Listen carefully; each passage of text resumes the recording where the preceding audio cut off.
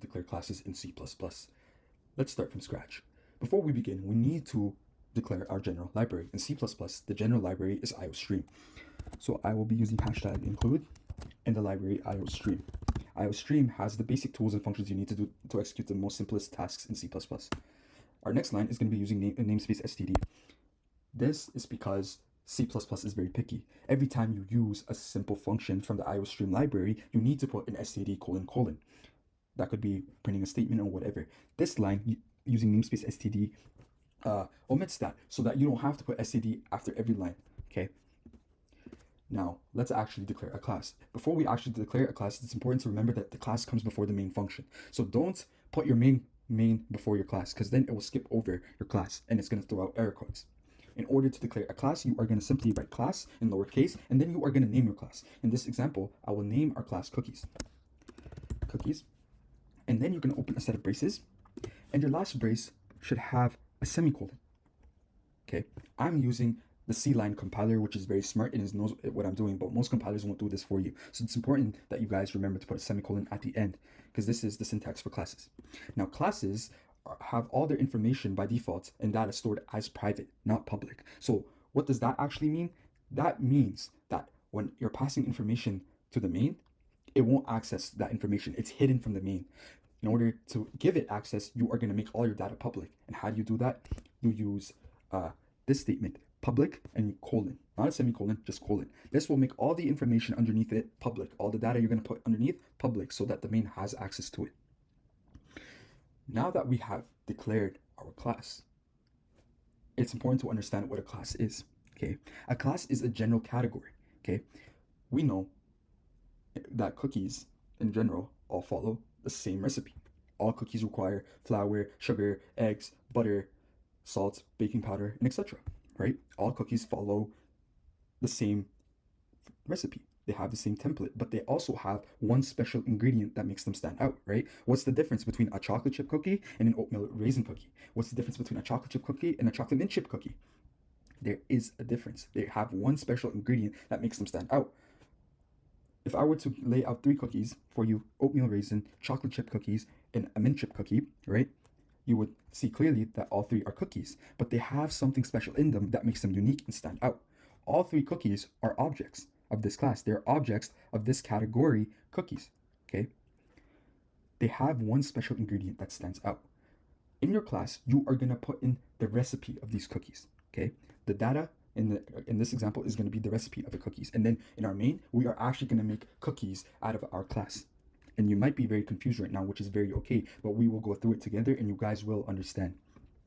Now, I'm not gonna list out every single recipe of general cookies because that's going to take forever. Rather, I'm going to use one special ingredient that makes every cookie stand out to make each cookie, okay? In our class, let's use the example.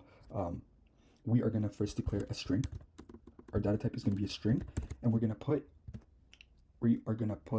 can name this string special ingredient. So I'm going to use sping, okay?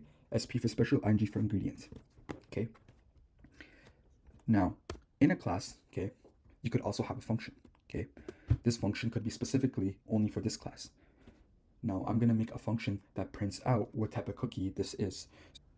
We will first write void because this function does not return any values, but it does a task for us. Okay, void, and then you're gonna name that function, describe. This is just the basic syntax for functions. Describe.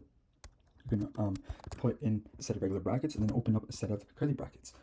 Now, in order to print out a statement, you're gonna put in cout, and then open double quotations and put in whatever you need to. I'm going to write a special ingredient of the cookie, of this cookie is, and I'm going to leave a space here so that we can fill in whatever the special ingredient is, okay? We're going to put in our variable name, okay? And we're going to put in NL, okay? NL is \n so that the next time it prints a text, it's going to be on the next line, okay?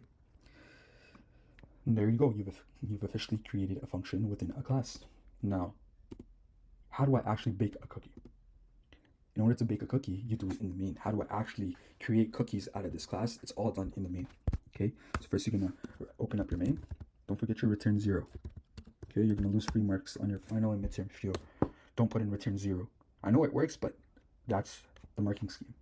Int main, okay, how do I declare an object? How do I actually make a cookie? You will first write your class name. You're going to call the class, okay, which is cookies. Okay, so we know what we're creating an object from. Which template are we creating this object from? We are creating cookies, so we're going to grab it from cookies. And now you can name your object here. Right now I want to make chocolate chip cookies, so I'm going to name this chocolate chip. So I'll write chocolate chip cookies. No, I won't write cookies because it's too long. And there you go. I've officially created an object chocolate chip cookie. Okay, I've created a cookie that's chocolate chip. But I've created this object. I have chocolate chip now, but there's nothing in this object. I haven't put anything in the template yet. I just have a blank template with a free variable special ingredient, but I haven't put anything in it yet. I just have this object. So if I were to run this, okay, I would get nothing back. But I have the object there. It's just chilling. So how do I put in data in this cookie? In this object specifically, you will write the object name first, which is chocolate chip, okay? And then you will use a dot operator, which is a simple dot, okay? And then you will write what variable you're putting information to, okay? Here I have a string and Sping, okay? So I will put information. I want to put information to this variable, so I will write this variable name, Sping, okay? And because it's a string, we have to use equals, and we have to open double quotations because a string is text, okay? And I will put in the special ingredient. The special ingredients in chocolate chip cookies are chocolate chips, right? So I'll put chocolate chips. Okay. I spelled chocolate wrong. Okay. The special ingredient are chocolate chips. Okay. And if I were to run this now, okay, you were still seeing nothing come out. That's because we're just putting in data. Now our object chocolate chip, now has a special ingredient, chocolate chips in it.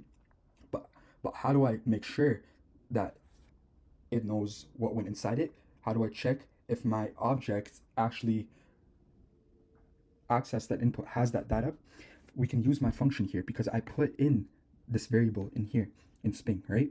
In that statement. So how do I call out functions using objects? You simply just put in chocolate chip and use the dot operator again, and then you call the function and you end it off with a semicolon. Now, if I were to run this, okay, well, you can see here the special ingredient of this cookie is chocolate chips.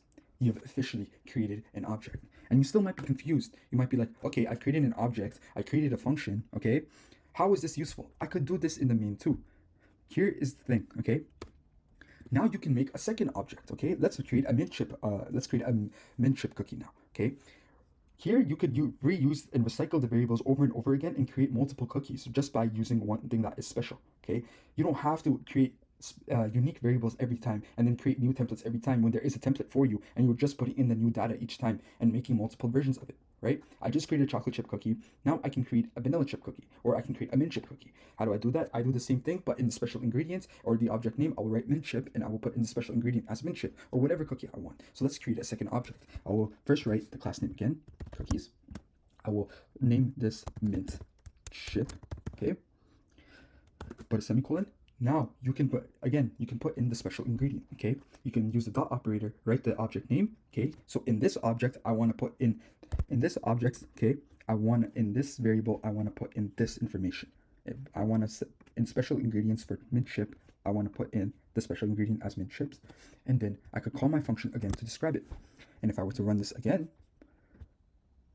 okay, the special ingredient of this cookie is chocolate chips. That's for my first object, and my second is the special ingredient of this cookie is mint chips. There you go. That's how you create a class and create objects in C++. It's very simple. If you did not get this example, I have another example that will make it even clearer for you.